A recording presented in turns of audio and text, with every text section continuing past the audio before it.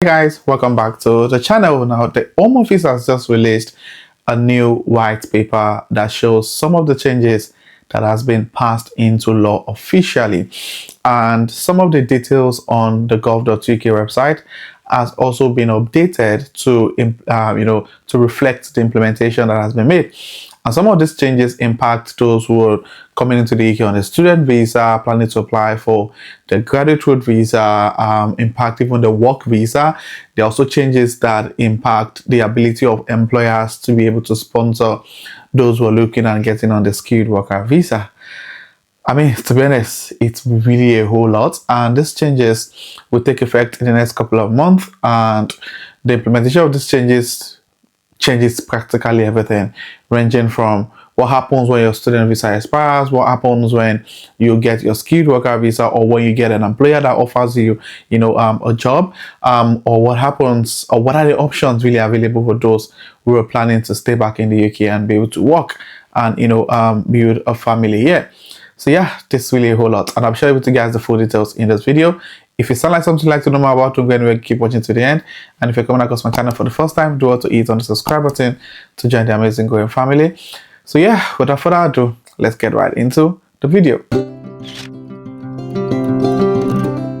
For the last couple of months, there's been conversations about the plan of the government to reduce the number of or the duration you spend on the graduate road visa, which is 2 years for those who are on the bachelor's degree program or master's program, and 3 years for those who are on the PhD program. However, the government have finally made a decision.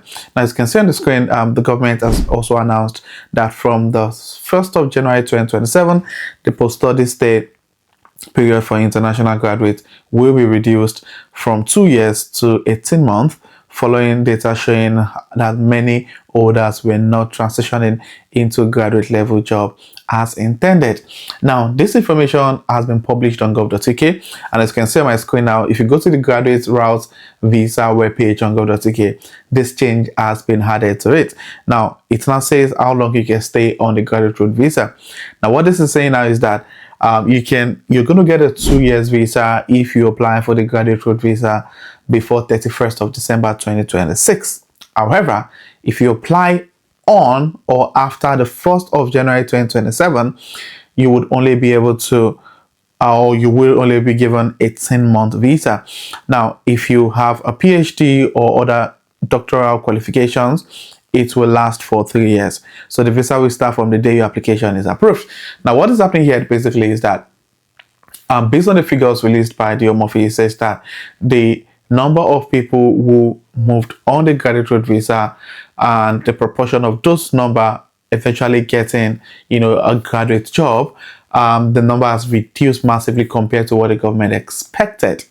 So in a way to curb this, what they've done basically is that they've now decided that it looks like people are not really getting a graduate job when they finish their program, and there's really no point of them staying back in the country.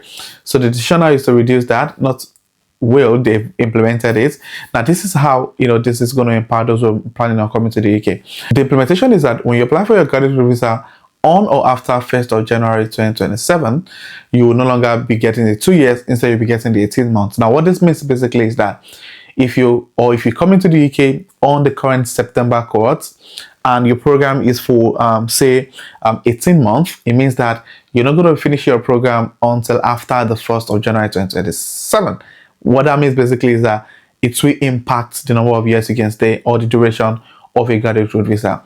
Now, even get worse for those who are coming in for the January cohort. So if you've got the January admission and your program is going to be ending after the 1st of January 2027, you're only getting 18 months. Now, I've had a conversation with people on this, and this is really my fear. My fear now is that for those who are coming to the UK on a graduate road visa, except you're coming in for, say, nursing, you're coming in for, or you've got your doctor back home, or you have a profession that is within the healthcare sector that has a defined pathway, then it's going to be very difficult to be able to stay back in the country, because even those on the 2 years post-study visa, they're still finding it very difficult to get in a job. Now, compared to now taking 6 months off the 2 years and trying to get a job within 18 months. Now, this is my, unbiased opinion or advice for those who are planning to come to the UK on the student visa, or those who would be applying for a graduate visa after the 1st of January. Please start making your move as soon as possible.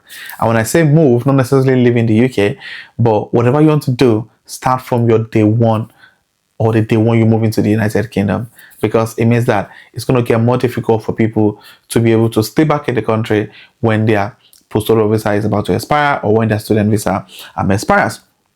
Now, the cool thing is that for PhD, it's not changed. You still be able to stay back for 3 years after your program ends. Now, what happens if you want to stay longer in the UK? Obviously, you need to get yourself a graduate job and then apply for the skilled worker visa or any other work visa available in the UK. So what this means is that you just basically need to get a job. Now, they didn't make this difficult or make it a little more challenging to even get a professional job that would sponsor. Now, this is another change that has been implemented.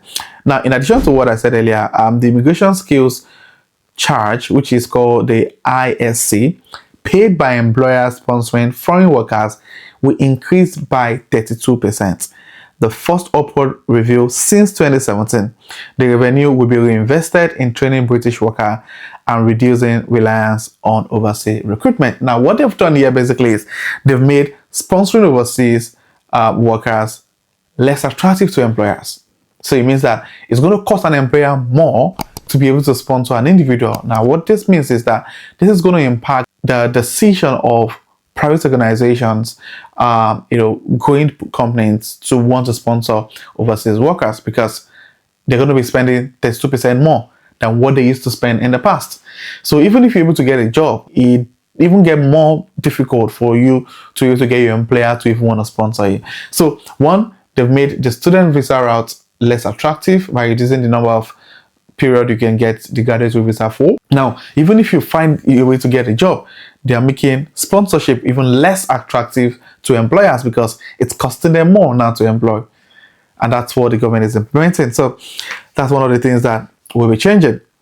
Now, also from the 25-26 academic year, international students will also be required to demonstrate higher financial capacity to support themselves while studying in the UK.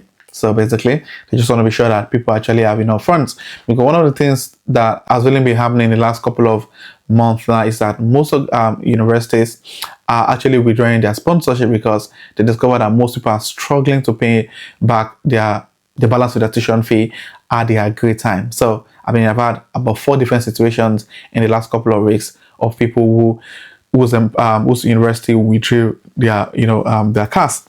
So the government is trying to do now is to increase that proof of students saying I have enough funds to be able to pay up my tuition fee. Now, and that change that's happening basically is that they're looking at expanding the high potential individual routes to graduates from World's top 100 university, raising the annual cap to 8,000 applicants, and updates to the global talent route to attract leading researchers and creatives. So I think what the government needs basically, or what all of those policies is targeted to, is to increase more skilled, or to attract more skilled individuals into the UK, obviously to help improve the economy.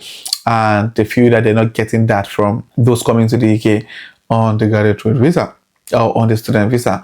Now, what I think about this, please still just thoughts in the comment section. And if you're coming across the channel for the first time, my name is Daniel. I share everything UK immigration, transition into tech, and personal finance on this channel.